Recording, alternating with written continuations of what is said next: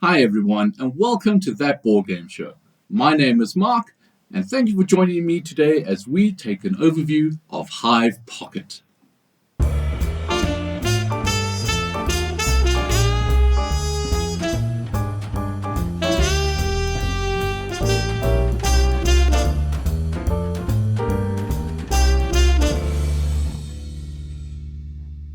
The Hive Pocket is a fun two-player game.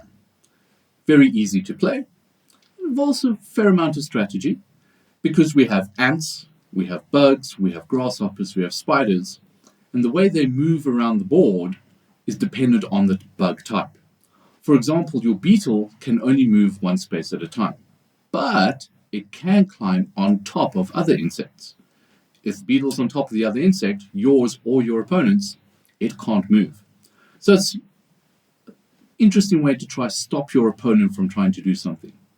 Your ant can move around the outside of your hive. As long as he's still touching the hive, not a problem.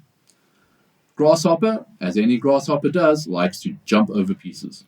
He can't jump over a gap, so if we did have a gap of pieces, he wouldn't be able to jump here, but he could jump over this completed edge here.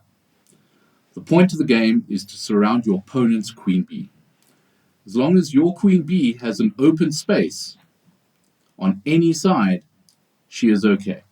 And it doesn't matter if it's your own pieces or your opponent's pieces that are blocking her in. As soon as your queen bee is surrounded, you lose.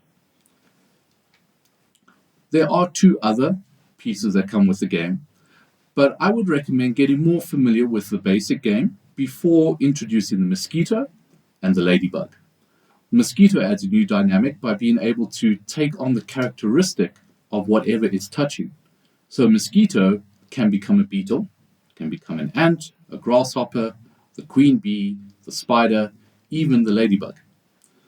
The ladybug can also move on top of the hive, but it has to finish in the hive. It can't stop outside the hive.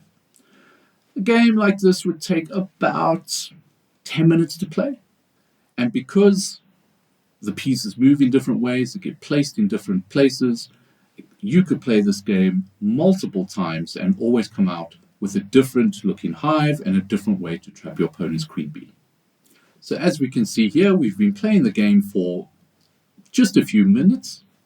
And as I said, the grasshopper can jump over other pieces.